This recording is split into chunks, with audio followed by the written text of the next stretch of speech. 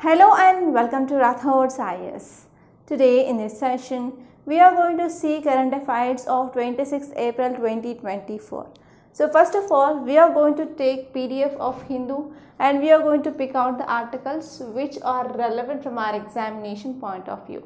And because of these elections, so there are many irrelevant articles and political articles that are appearing in your newspaper.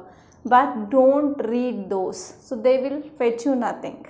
Okay, and first of all we are picking out the articles and we are going to see in the different dimensions, and this multi-dimensional manner will helpful to improve your thought process, and even that will be very helpful to write an essay in a multi-dimensional manner. Okay, and this approach which had been very much used, okay, which was like many toppers got like helpful from this type of analysis. Okay, and one more thing I can say is you can't see this type of analysis in any YouTube channel. So this is my challenge. Okay, so if you are watching this analysis, please do watch regularly so that it will be helpful, especially to think a single topic in a multi-dimensional manner. Okay, so without wasting any time, let's get started. So first topic it is about simultaneous elections. So actually this article is saying that whenever this BJP party which comes into power, they are going to come up with this simultaneous elections. So we are not going to focus on any political agenda or political manifesto here. So we are focusing on this word. This is simultaneous elections or simultaneous poll. And this is very important. Okay, so let us see the dimensions. So before seeing dimensions, I want to announce about this foundational course that we are going to launch offline in Hyderabad. Okay, so here new batch is going to be started from 27th May 2024 and it is around 1 month now. Okay, and here we came up with this 50% fee refund policy. So what is this? If you are not even clearing your prelims, that is the first stage of your examination, so we are going to refund 50% of amount that you paid. And if you see what are the key features of this course is, we are going to have like every day 5 hours of your GS classes. And after these classes, you have to stay in institute for next 5 hours so that we will be conducting study hours. So in this study hours, we are focusing on revision of those topics and even practice of prelims and mains of that topics. And even we will be covering your NCERT books. And we will be having one-to-one mentorship regularly with faculty, and even there is interaction with toppers. And there is exclusive focus on CSAT. CSAT will be taken by IIT faculty so that it will be very helpful to clear your CSAT and you will be losing fear for sure. And next one is there is 100% syllabus coverage and you will be practicing about more than 10,000 previous questions of different examinations conducted by UPSC, and apart from that you will be having regular prelims and mains test. And next one is here we are going to cover even your previous questions of your mains of last 12 years, and especially we are focusing on this contemporary topics. Because this contemporary topics or current affairs, it is very useful to write a very good mains answer, and even you can get interview questions from this contemporary topics. Okay, so these are very important features of our course. So come and join this course so that you can clear examination without taking many attempts. Okay, because we are going to give a right guidance and we are expecting just dedication and discipline from you. So if you are a dedicated aspirant and if you want to clear examination to reach your goal, come and join this course. And the fee of this GS foundation is 1,20,000 rupees. And if you need optional, we are providing 2 optionals. One is anthropology and next one is sociology. And the cost of that optional is around 30,000 rupees. Okay, and the batch size is very limited. It is just 70 students per batch. So already more than half of seats have been filled. So only very few are left. So come and take the admissions. So address of this institute is located at this pillar number 36, exactly opposite to Vijaya Medicals, and it is on 3rd and 4th floor. Ashoknagar, Hyderabad. Okay. Yes, now let us see first topic, that is simultaneous elections.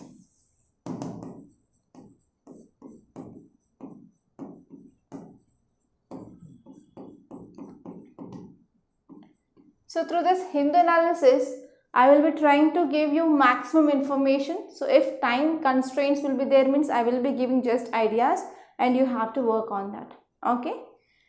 So now let us see the dimensions. Actually, this simultaneous elections is very important from your GS paper 2 under politics. And this topic is important from your mains. And from prelims this year, from prelims 2024, you can expect questions regarding elections like Lok Sabha elections, Rajya Sabha elections, and as well as passage of bills, and even speaker, deputy speaker, chairman. So from these areas, you can expect your prelims based questions this year for sure. And this year, legislature part is very important from your prelims 2024. So focus on this parliament and state legislature topic more. Okay. And let us see about the simultaneous elections. So you have to understand first of all what is the meaning of the simultaneous elections. So at the central level and at the state level, okay, at the central level we have Lok Sabha, right? And also we have Rajya Sabha. Let us take into this also account. And the state level we have State Legislative Assembly and State Legislative Council. But the State Legislative Council is not compulsory. Okay, for example, the states, they are having unicameralism, then they will be having only State Legislative Assembly, and some states they are following bicameralism. So in those states they have both Legislative Assembly and as well as Legislative Council. So from this area also you can expect a question like, so which of the states are following this bicameralism in our country? Okay, for example, we have Telangana state. So you have to make the list of the states which are present in our country. They are having this bicameralism. Okay. So what exactly this meaning of simultaneous elections? So we are having elections for Lok Sabha and State Legislative Assembly together, because Rajya Sabha members are indirectly elected and even this members of Legislative Councils are indirectly elected.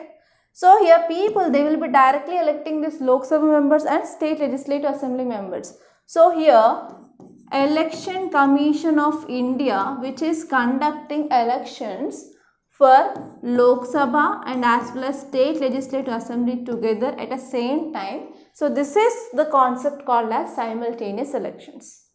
Clear? Yes, right? So here you have to see like which are the committees, okay, and which are the sections talks about or recommended the simultaneous elections in India. And even you can know what is the history here. So actually after we got independence, we used to have the simultaneous elections. But unfortunately in some states they are going for political instability, like dissolution of Lok Sabha, like that. So dissolution of Lok Sabha, sometimes dissolution of assembly, okay, and because of passing of no confidence motion and all. So this simultaneous elections had been eroded, okay, after certain period of time. And now we are not having this simultaneous elections. So as you all know that phase 1 of Lok Sabha elections done, and we are going to have this phase 2 of this Lok Sabha elections. So here some states they are having this simultaneous polls, okay, in 4 states, but in other states we don't have, okay. So this is the history, and you have to see like what are the advantages or what are the arguments in favor of this simultaneous elections. And apart from that, you can get question like what are the arguments which are against, okay, which are against, or what are the disadvantages of this simultaneous elections. So in this way also you can expect your mains question. And in interview point of view you can get a question like, so what is your perspective regarding the simultaneous elections, whether these simultaneous elections are feasible in India or not. So in this way you can get an interview question as well. So all these are the dimensions that you have to see from this article point of view. So now let us see this first article in detail. So first let us try to understand the context, why it is in news. So here in this image, you know who is he? He is very famous personality, right? So he is our defense minister, Union Defense Minister. That is nothing but central government's defense minister. And he made a statement that simultaneous polls or simultaneous elections are definitely going to happen if again BJP government comes into power. Okay, again if this BJP political party, if it's come to power, now we are going to have this simultaneous polls for sure. So this is a statement which is given by our central defense minister. So now let us see what is this simultaneous elections and which are the reports which suggested to have this simultaneous elections. So first one is Election Commission in its annual report. When? It was long back. It was in like 1983. So in 1983, Election Commission in its annual report which recommended that a system should be evolved so that here we can come up with elections simultaneously for this Lok Sabha and as well as State Legislative Assembly. And next one is Law Commission. So even Law Commission in its 170th report that was in like 1999 also stated that we have to go back to past. That means we have to go for simultaneous elections. And next one is in 79th report of Parliamentary Standing Committee of 2015, that is in the recent past. In 2015 means it is recent past. So in this recent past also it said that we can have the idea which is favored to that of the simultaneous elections. Okay, so and even Niti Aayog also said the same thing in 2017. So actually, do you know about this Niti Aayog? So before this Niti Aayog, we used to have PC, Planning Commission. So I can say like, so this Niti Aayog, it is a blueprint of China's NDC. Yes, of course. Yes, now let us see international perspective, like which countries in the world they have these simultaneous elections. This international perspectives you can add as a case study in your answers.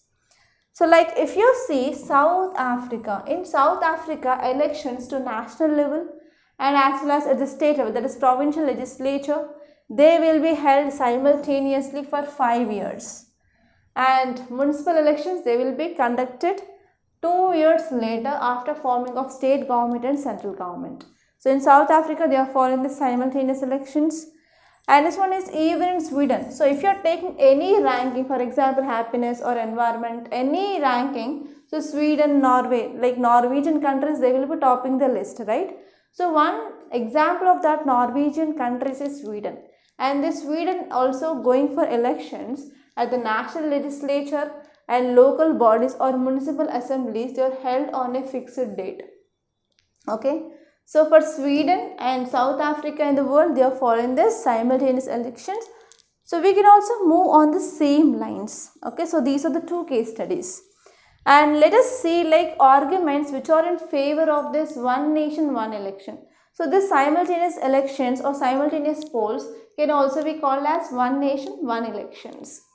So first important argument which is in favor of this simultaneous elections is, the first one is to reduce, it will be reducing huge expenditure which is incurred for conducting separate elections every year.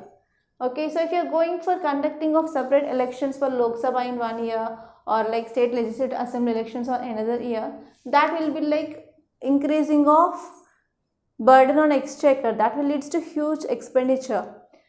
And next one is whenever we are having these frequent elections, that will lead to imposition of model code of conduct, in short MCC, for prolonged periods. So because of this, it will be affecting normal governance. So there is no proper service delivery mechanisms. And next one is simultaneous elections leads to overcome the disruption of normal public life. Because if you are having elections frequently, so there will be setting up of campaigns, yes or no, electoral campaigns, and even meetings, etc. So even I want to share one thing. Yesterday I left this office around 8:30 p.m. and finally we entered into this PV Narasimha Expressway. So what happened, suddenly there was like traffic jam, full traffic jam, because below that bridge the meeting is going on. So because of this there was traffic jam, and it took around 40 minutes to cross that bridge for us. So normally we will be taking like normally 10 minutes, not more than 10 minutes, but it took around 40 minutes yesterday. So whenever we are having these electoral campaigns and frequent elections, yes, we will be having some impact on this normal public life because of predetermined period of time. And next one here is simultaneous elections will free the crucial manpower which is often deployed for prolonged periods on election duties. So here whenever you are having this simultaneous elections, that is one nation one elections, so it will be having like freeing of manpower, and the term of Lok Sabha and Vidhan Sabha would normally commence and expire on a particular date. So this is also an advantage. And next one is whenever you are having the simultaneous elections, there will be increased focus on governance, that is service delivery to public, instead of constantly in election mode. And according to even Law Commission, it said that yes, there will be increasing of voter participation also. Voter turnout will be increased if we are having the simultaneous elections. And next one is it will also raise the focus of administrative machinery on nation to remain consistently focused on development effort. So consistently our present government, it can focus on development rather than on elections. And this system will leads to even reduce the disruption of essential services, like it will also reduces this policy paralysis. So these are the very important advantages of this one nation one election. And now let us see like what are the arguments against one nation one election. So first one is it will be hampering federalism. So it will be hampering federalism because whenever you are having the simultaneous elections, so it will also undermines fundamental principle of federalism. Okay, because it is one of the important basic feature of our Indian constitution.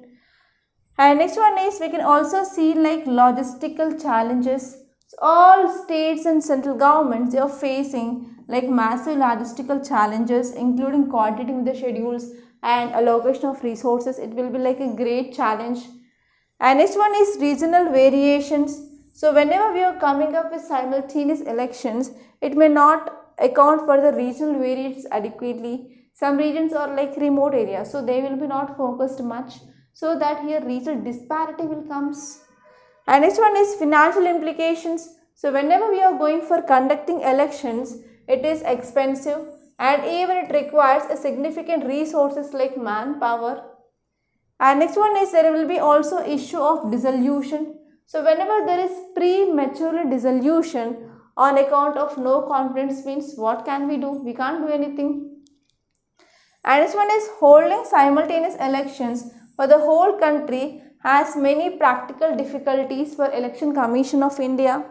And even it raises a question like if ruling party holds an absolute majority in all 29 states, so whether the election would be required or not. Again, this will be one more important question. And next one is we have regional parties or state parties. So state parties will be like having discrimination. So it will like national parties, they will be dominating over this regional political parties. So because of this, it is also one cause of concern, right? So these are the arguments which are against simultaneous elections. Okay, clear? And now let us move on to our Delhi page. And in our city page, there is nothing much important. You can simply leave this page and you can move on to states page. So in states page, I found some articles which are relevant. So here you can see one important article, and even in 2019 prelims also there was one question regarding sand. Okay, regarding sand already in 2019, and even in 2022 also you got prelims question. So this is very important topic. Title says illegal sand mining, 5 Tamil Nadu collectors appear before ED. So here we are focusing on only this keyword, that is illegal sand mining. So let me explain you like dimensions that you have to see from this article. Okay, so this article is talking about sand mining. Okay, so this article is important from GS paper 3 under environment and ecology. And even we can also include sand as important resource. So we can connect this topic with GS paper 1 under geography. And because of, if I add this word illegal sand mining, so because of this illegal sand mining, it is having some negative impacts.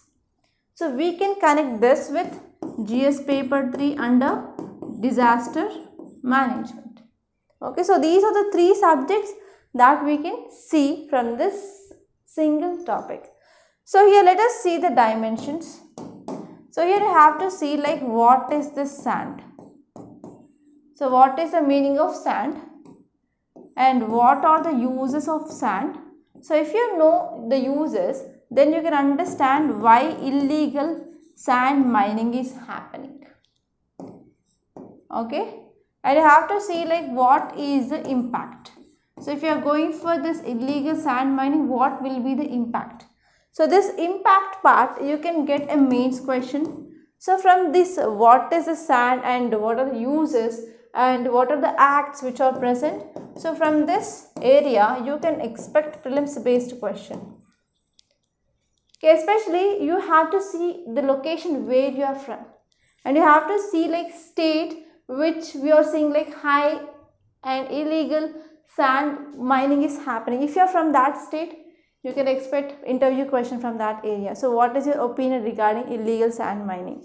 And here you have to see like what are the measures taken by government to stop this illegal sand mining, and impact you have to see from geography and environment and ecology and from society point of view, etc. And especially in AP, illegal sand mining will be happening at a very rampant rate. So all these are like dimensions that you have to see from your prelims, mains and interview point of view. So now let us see this article in detail. So why it is in news? Officials of ED, that is Enforcement Directorate, and this Enforcement Directorate is seen highly in news. So you can expect a prelims based question from this Enforcement Directorate in your 2024 prelims. So here officials of this Enforcement Directorate, they examined collectors of 5 districts. So which are those 5 districts? Ariyalur, Karur, Tanjavur, Tiruchi, Vellore. So from these 5 districts, as part of ongoing probe into allegations of money laundering and even involving huge quantities of illegally mined sand in the state. So there is illegal sand mining is happening, and for that illegal sand mining in these 5 districts, so here officials they helped, and now ED is doing investigation regarding that. Okay, and they also found that yes, there are some allegations of money laundering. So money laundering which happens like to turn black money into white money. So where whenever people they are earning money through illegal ways, okay, they will be not paying tax to government, and that money is called as black money, and they will be doing money laundering to convert that black money into white money. Okay, so now let us see some facts regarding this topic of sand or sand mining or illegal sand mining, so that there is a high chance of getting your prelims question. So first let us see what is the sand. Sand is considered as an essential material, and this sand which is used for making of concrete, and if you are seeing in building sites, so we can't build buildings without sand, and as well as for filling of roads and even for making of bricks and for making of glass and sand papers, etc. we need the sand. So what is the importance of sand?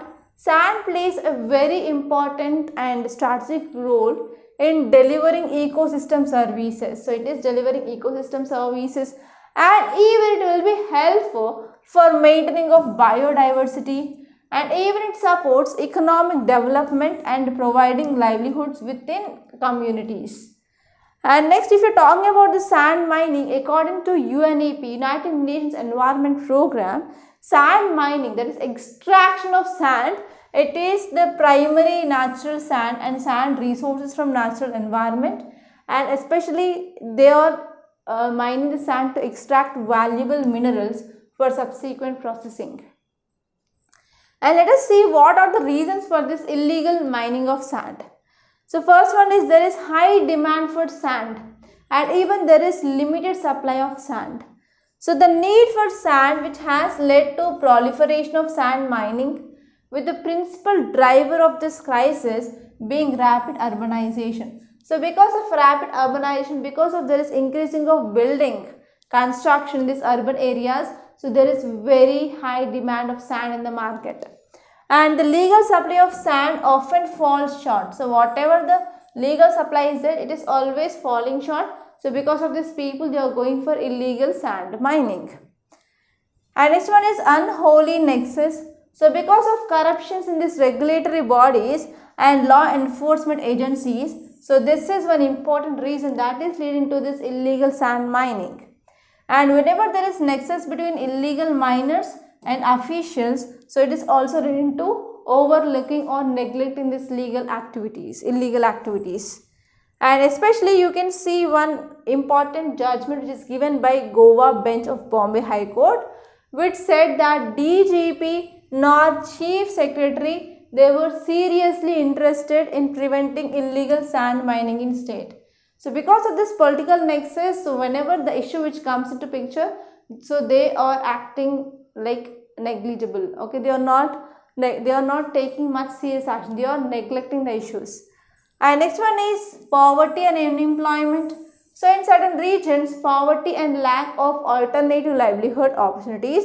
So people, they are going for engaging in this illegal sand mining activity. Especially they will be getting some source of income.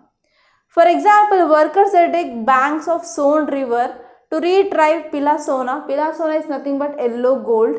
So they are going for this work just to get 400 rupees per day to feed their families. So because of extreme poverty and unemployment also, we are going for the sand mining. And what are the challenges which are associated with this sand mining? It is very important. And this part is important for your mains. For sure. The first one is, in this illegal sand mining, so there will be like violence. There is violence associated with the sand mafias. So there are organized sand mafias in India that mine the valuable resources from rivers and as well as coastal regions. So this mafia, it can eliminate public servants, workers, activists and journalists who have raised their voice against them. So if any public servant, civil servants, so if they are raising voice against them, means so they have that much power, like they will be having political nexus, etc. So because of that, these people will be thrown away. And next one is there will be impacts on infrastructure. So whenever we are going for excessive sand mining, it will weaken infrastructure, for example bridges and embankments, and even it will be posing risk to public safety. Okay, so this is the thing which mainly seen. Actually, if you are talking about examples regarding impacts on infrastructure, so because of excessive extraction of sand, that led to collapse of Mullarapna bridge just 30 years after it was built on Falguni river, okay, in Karnataka. So it is one important issue.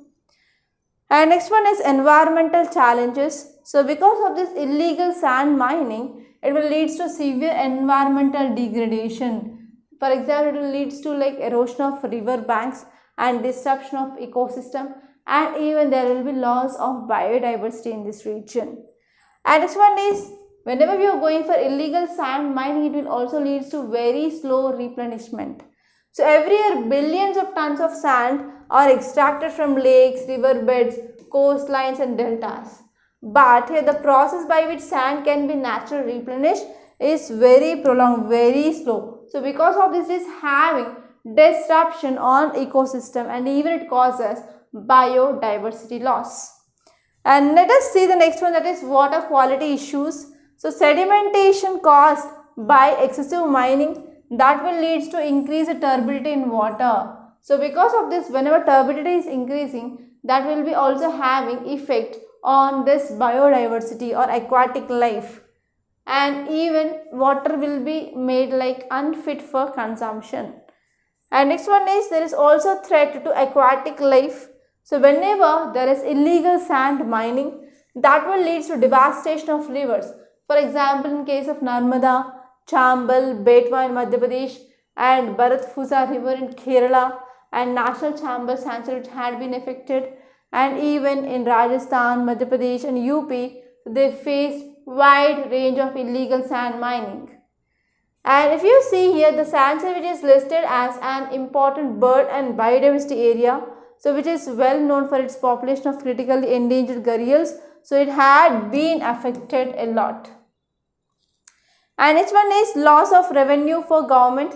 So whenever government lost potential revenue when sand is extracted illegally, and these activities, they often go under unregulated and untaxed. Like whenever there is illegal sand mining is happening, so those people, they will be not paying tax to government. So even government will be getting into losses. And if we are talking about what are the initiatives taken by government to curb this, so this is also important from your mains. So first one is Sustainable Sand Mining Management Guidelines 2016. So first important law which came up by government is Sustainable Sand Mining Management Guidelines 2016. And here the Ministry of Environment, Forest and Climate Change, which had been issued guidelines. And these guidelines which addresses the issues which are related to regulation of sand mining. And this one is the guidelines which also highlights that the identification of sand mining sources, replenishment of riverbed material like sand, boulder is nothing but small stones, gravels, cobbles, etc. Especially in this preparation of this district survey report and standard environment conditions suitable for sand mining projects. So we have the detailed highlights regarding this illegal sand mining. And next one is Enforcement and Monitoring Guidelines for Sand Mining 2020. So this document which supplemented already existing SMMG rules of 2016. So under this they came up with the important objective. The first one is to identify and to quantification of mineral resource and how we are utilizing them, how we are optimally utilizing them. And next one is to regulate the sand and gravel mining in the country. So here we have to go for final end use by consumers and general public. And this one is use of IT enabled services and latest technologies for surveillance of sand mining at any step, etc. So these are some important things that mainly came up. And apart from that, Environment Impact Assessment Notification 2006, it prescribes mandatory environmental impact. Okay, so it prescribes mandatory environmental impact clearance for small scale sand mines. And this one is we also came up with the sand mining framework. So here Ministry of Mines which has prepared the framework, and this framework which includes like best practices among the states with the objective of sustainability. Okay, so the important objectives are sustainability, availability, affordability and transparency in the sand mining. So these are steps taken by government, but irrespective of these steps, nothing is going in a right way. So if you are a bureaucrat, so what are the steps that you are going to take? Think. So if you are preparing for becoming a bureaucrat, yes, from now onwards you have to think like a bureaucrat. Okay, think and act like a bureaucrat. So this is about this topic, and now let us move on. So today is Friday, so there is spotlight, so there is no need of going to the spotlight.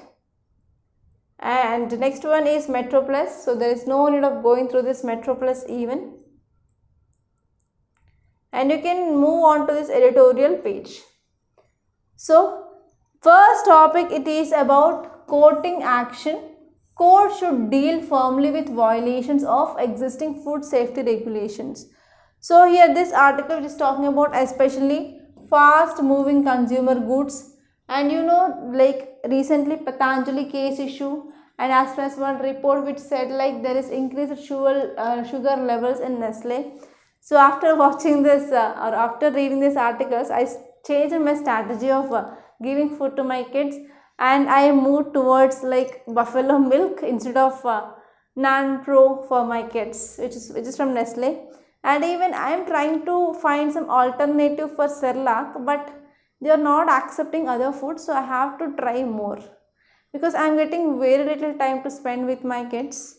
Okay, only just night time. In sometimes even if we go by around 9 also, they are like sometimes they will be sleeping, so I can't disturb them at that time. So very little time I am getting, so I have to come up with one good strategy. So if you know that, please suggest me. Okay.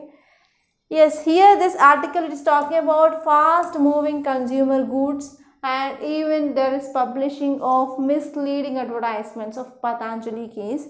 So these two are in news, so we have to see that. And already we discussed about this topic in our earlier class, but in today's class we are focusing on just what is this fast moving consumer goods, and there is a high chance of getting question regarding this fast moving consumer goods. So you have to see like why it is in news, and apart from that you have to see like what is this fast moving consumer goods is about, and you have to see some examples. So from these examples also you can expect your prelims based question. Okay, and you have to see like what is the contribution to our economy. So what can be the measures taken. So these are some important dimensions that you can think. Okay, now let us see this topic in detail. So if you are talking about this fast moving consumer goods, so recently Supreme Court expanded its investigation. Okay, so recently Supreme Court expanded its investigation into misleading advertisements, okay, by fast moving consumer goods companies. The fast moving consumer good companies, so they are coming up with misleading advertisements, so which are requesting 3 union ministries to clarify the actions and to curb false campaigns affecting the people. So because of this is in news. Supreme Court directly asked union ministers to control this misleading advertisements regarding this fast moving consumer goods. So what is the meaning of this fast moving consumer goods is, in simple language, so these are the goods that products sold very quickly. So they are sold very quickly in the market, and that too with a relatively very low cost. So if you are talking about what are the factors, so why there is a fast sales of this goods, because of population growth and because of urbanization, because of rising of disposable income, and because of technological advancements, and because of changing of consumer characteristics. Okay, so because of all these things, what happened here is, so there is very much high sale of this product which is seen. And this fast moving consumer good industry is characterized by very high volume of sales, by high volume sales and quick inventory turnover, and various products which are catering to consumer goods or consumer needs. And if you are talking about the range of the product, so what are the examples? So this examples is very important from your prelims, like food and beverages, toiletries, cleaning supplies, and as well as low cost household items, and as well as baby products. And this one is importance of this FMCG, that is fast moving consumer goods in our economy.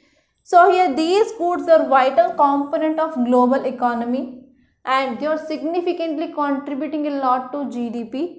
Okay, and even it also helpful in creation of jobs. And if you're talking about generating of demands for this fast moving consumer goods, so here they are generating a good demand for the range of products and services, and further stimulating economic activity and growth. And if you're talking about this fast moving consumer goods industry in India, So here this sector, this fast moving consumer goods sector, it is like 4th largest sector in our Indian economy.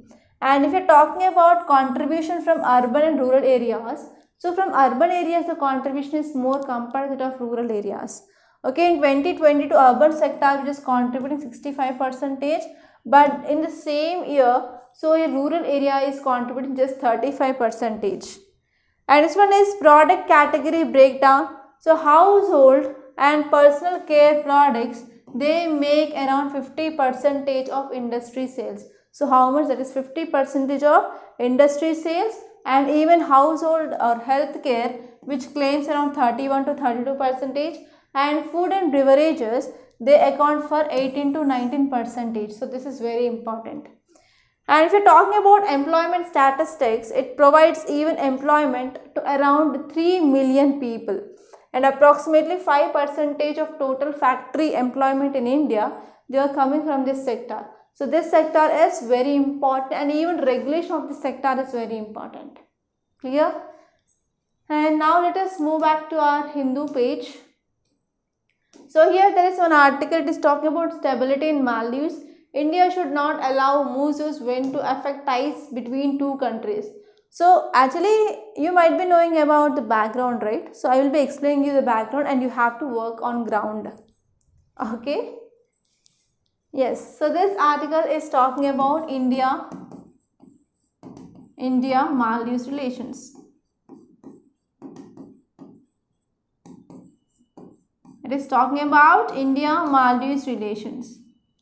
And this article is important from GS paper 2 under international relations, and even from GS paper 1 under geography also this article is very important. Okay, so first from GS paper 1 you have to see location of Maldives, where it is located. As you all know that this Maldives is island nation, in which ocean it is present, the first key point. And you have to know like degree channels, 8-degree channel, a 9-degree channel and 10-degree channel, dividing which and which parts, because already the question is asked here and there is a chance of getting your 8-degree channel now in this year prelims. And you have to see like what is this hashtag boycott Maldives movement. So what happened here was like our Prime Minister, he visited Lakshadweep and he made a post and he shared photographs of Lakshadweep. So it had been affected the interest of Maldives, and 3 ministers from Maldives, they made like allegative statements against India. Okay, and even what happened, the choppers, 2 choppers that we have gifted them, so they are ready to give back. And the announcement which was made. And this Maldives, it is moving towards China, so it is one important cause of concern. Okay, so this article says that, and one more thing is, recently elections had been done in Maldives and new government formed, and after formation of this new government, so everything had happened. So here, because of this election, because of this new government, it should not have impact on India-Maldives relations. So this is the gist of this article. So earlier government used to be very close with India, but now new government is moving towards China. It is pro-China government.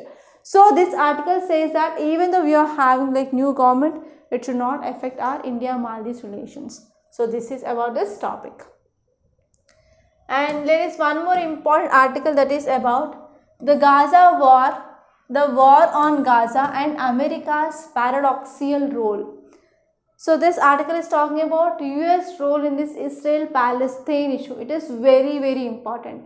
And please focus on this article. You will be getting lots and lots of insights regarding why US is involved in this Israel-Palestine issue and why Israel is supported by US. So all those things are very important from GS paper 2. And from this article you can expect prelims question. So for 100% I can say like, so this year you are going to get map based question of Israel, or either important places like Gaza Strip, West Bank, and some important areas which had been affected by war, like missiles attacked.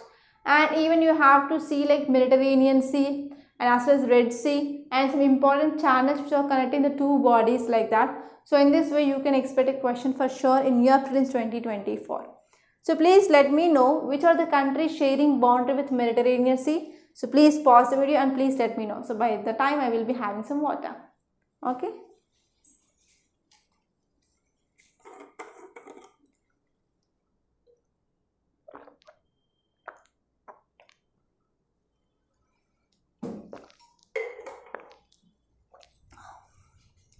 Okay, done.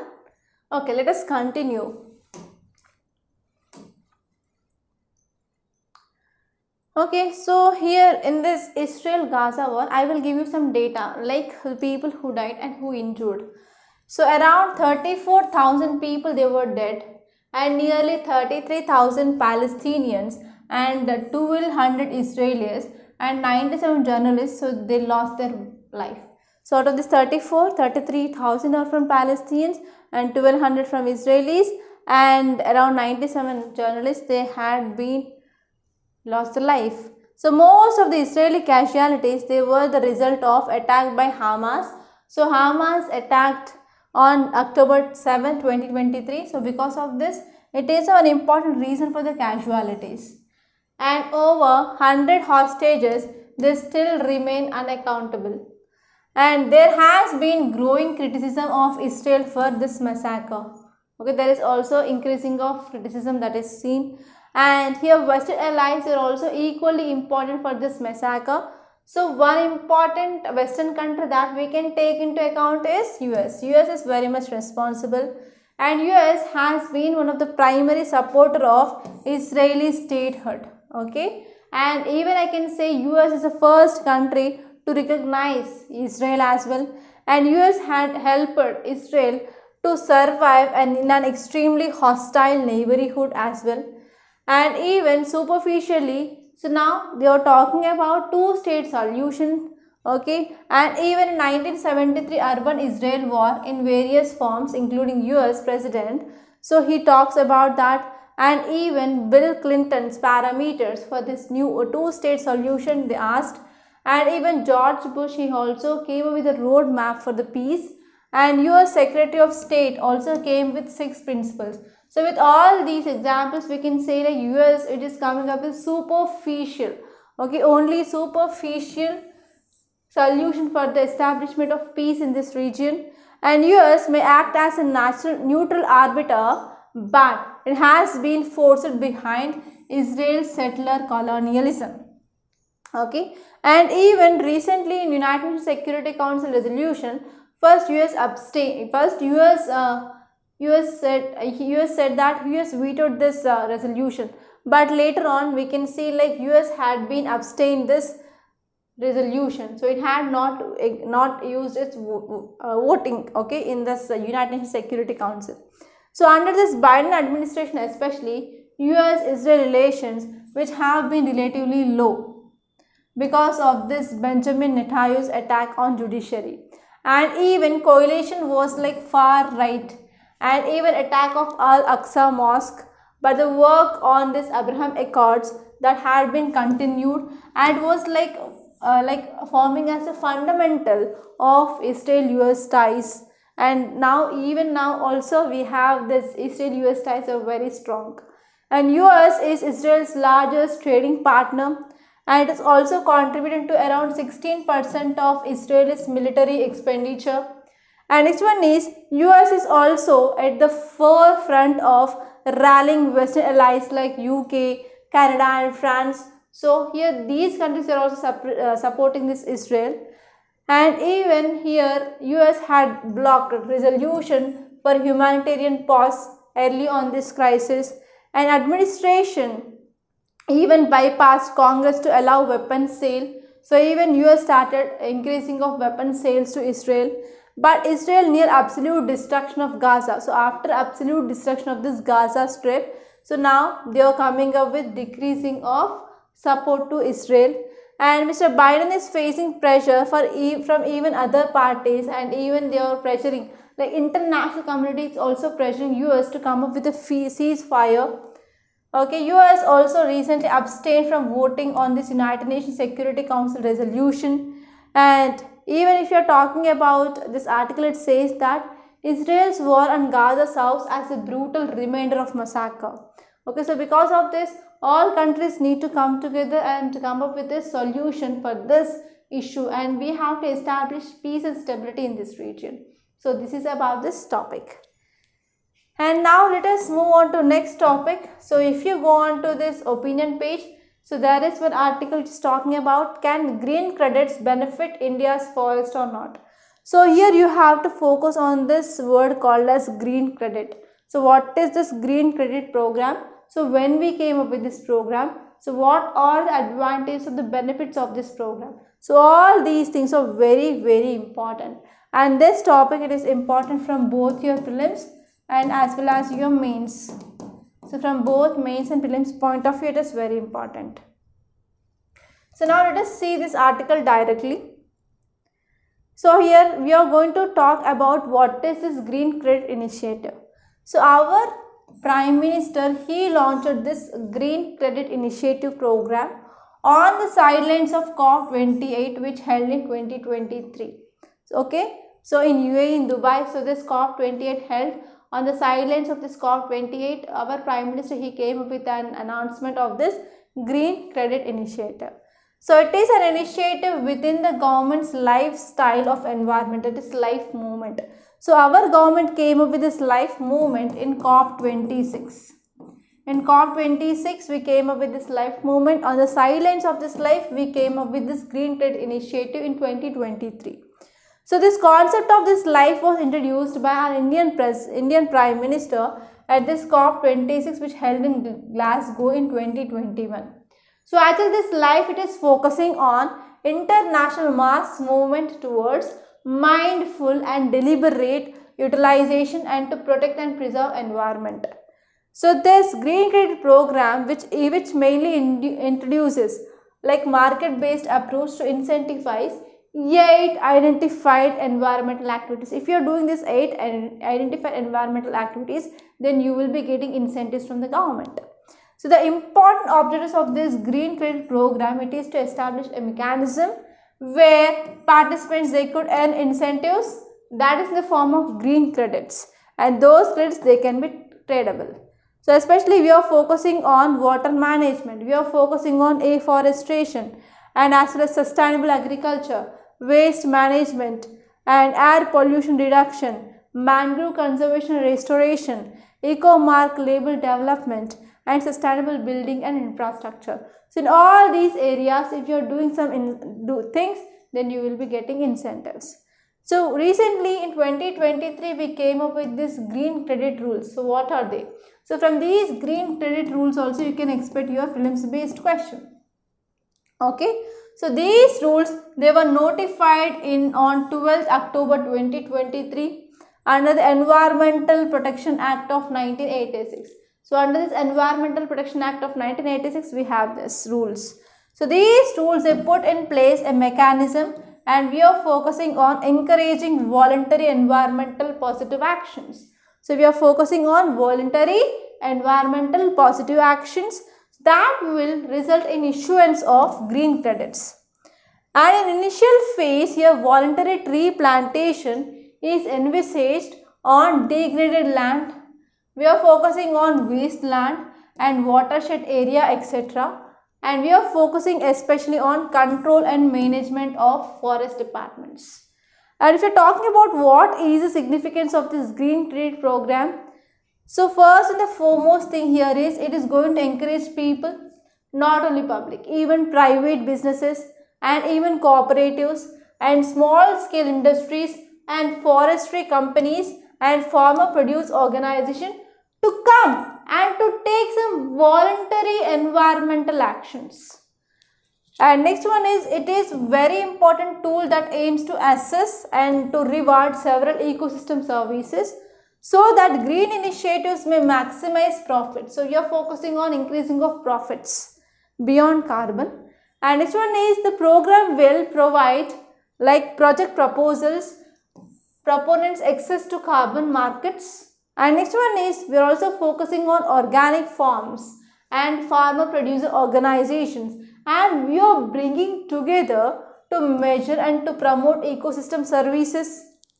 And one of the major highlights of this is to provide regulatory provisions to account individual and community actions. And if you see like provisions, so they are also going to promote incentives for sustainable agriculture and even for forestry, water conservation, air pollution reduction, waste management and sustainable building, and as well as infrastructure and eco-labeling activities. So in all these areas we are going to have like incentives. Already we discussed this, and these incentives areas are very important from your prelims. And now let us see next topic. Yeah, if you move on to our text and context, so there is one article, it is regarding RBI's draft rules for payment aggregators. So you have to know about what is this payment aggregators.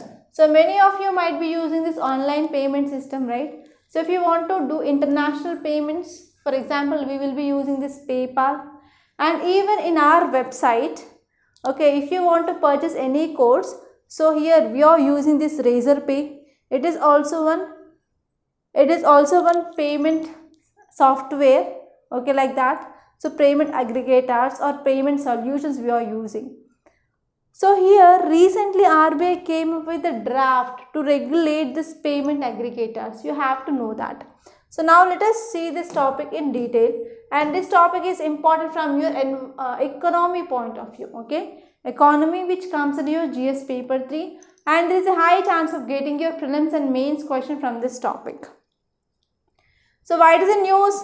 Recently RBI came up with new regulations for offline payment aggregators to enhance safety. So if you are doing online, so we are using some softwares or aggregators, but here it is talking about offline payment aggregators. So here if you are talking about online payment aggregators are nothing but companies that facilitate online payments by acting as intermediaries between customer and the merchant. So we are talking about offline here, so there will be some centers where we are going and we are giving money to them, and from their account they will be transferring the money to the another person. That is called as offline payment aggregator. So there will be like small centers. So if you are talking about functions here, they typically provide the range of payment options to consumers. For example, they can use the credit cards, debit cards, bank transfers or e-wallets, etc. And if you are talking about what is the meaning of this payment aggregators, so these are the people, they will be collecting the money and they will be processing the payment information, and they will be ensuring like transactions are secure and reliable. By using this payment aggregator, businesses they can avoid to need to set up and to manage their own payment processing systems. Okay, and sometimes it may be like complex and as well as expensive. Some examples of this payment aggregators, like we have PayPal, we have Stripe, Square, Amazon Pay. So these are examples of online payment aggregators. And if you are talking about what the key features of this payment aggregator, so first one is they have like multiple payment options. For example, like it will be very easy for transferring of money or things. And next one is like secure payment processing. So payment aggregators, they use advanced security measures to ensure transactions are like safe and secure. And next one is fraud detection and prevention. So payment aggregators, they will be using like algorithms and machine learning so that they can detect and they can prevent fraud, and as well as they will be also reducing the risk of chargebacks and other payment disputes. And this one is payment tracking reporting. So payment aggregators, they provide detailed reports on payment transactions, and it will be very helpful for making the business easier and even to manage finances and to reconcile their accounts. And if you are talking about integration to other systems, so payment aggregators, they can integrate with other systems, like for example accounting software and inventory management and even some other process, so that they can make easy business operations. So these are some important things that you have to know regarding this payment aggregators. So now let us go back to our Delhi page, and there are other articles also which are very relevant. So first one is, why does Center wants to modify this 2G spectrum verdict? Actually, this 2D spectrum word which came like 1 decade ago, and again they are coming and digging up this scam. Okay, so we're not going to focus this. And you can directly move on to your news page. So here you can see one very important article, that is Supreme Court declines petition to end collegium and to revive NJAC.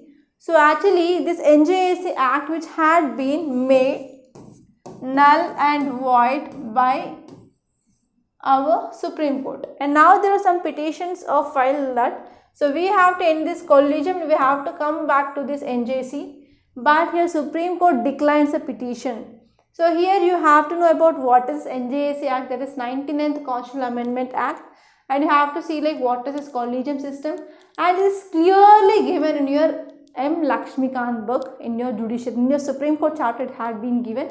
So go through the first page of the Supreme Court and you will be seeing like first judge case, second judge case, third judge case, like that. And now present we are using this collegium system only. And next one is Modi thanks Italian PM for invitation to G7 meeting in June. So here we have to focus on what is this G7 meeting or G7 grouping. So this article is important from your international relations, which comes under GS paper 2, and we are going to discuss in our future lectures, don't worry. And election page, you can simply leave that. There is no need of going to this election page. And in this business page, there is one article, that is Global Recovery Offers Growth Upside, Food Prices to Cool. So this article is talking about economy of the world, that is global economy. So global economy is on mend with major economies. They are seeing a growth rebound. So here this report which says that normal monsoon prediction this year, May, we are going to expect like good harvest, so that there will be some chance of decreasing of food prices, and there is also increase of weather shocks like posing an upside risk to food prices. So if there are any shocks in the weather, again there will be increasing of food price, and rural demand had been pick up, and we are expecting like more investment and sustainable manufacturing momentum, and because of this we can expect like there will be the forward movement in the economic development or the growth. So this is the thing which mainly said by this article. Okay, that's all. So these are the important articles that appeared in our today's Hindu newspaper, and almost all these articles are like repeated articles only. There is nothing much important here.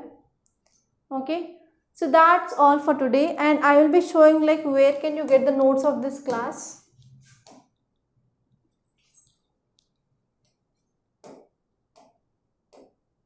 So this is our Rathods IAS classes Telegram channel. So we will be posting the notes in this channel. So if you want to get the notes and any important updates of current affairs, so please do join this channel, so that it will be very helpful for the students. And next one is, this is our Rathods IAS Academy YouTube channel, and please watch this. Okay, please watch this testimonials of toppers, what they said about our Rathods IAS Academy. And they talked about Hindu analysis, how they use this Hindu analysis for writing their answers and essays, and even other classes that they took, okay, from Rathods IAS Academy. And I'm sincerely saying that this Hindu analysis is very helpful to write a very good answer. Trust me and believe me, and share this video to your friends also, so that they will be also get benefited, and even share this video in as many groups that are your part of, okay.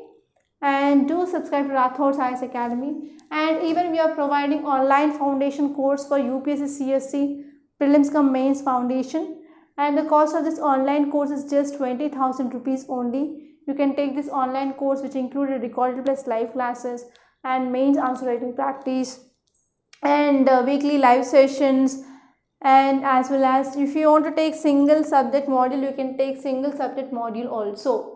And prelims is very much near. If you have any doubt regarding any subject, you can take single module course, so that the price is also very less. So if you want to contact us regarding offline and online courses, you can call me on this number 8074 765513. Okay, this is also WhatsApp number. You can text me on WhatsApp also.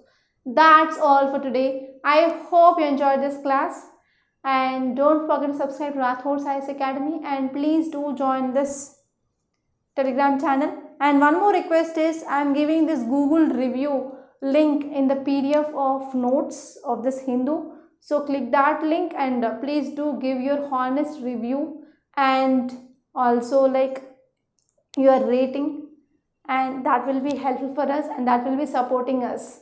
So thank you so much, and thank you so much for watching.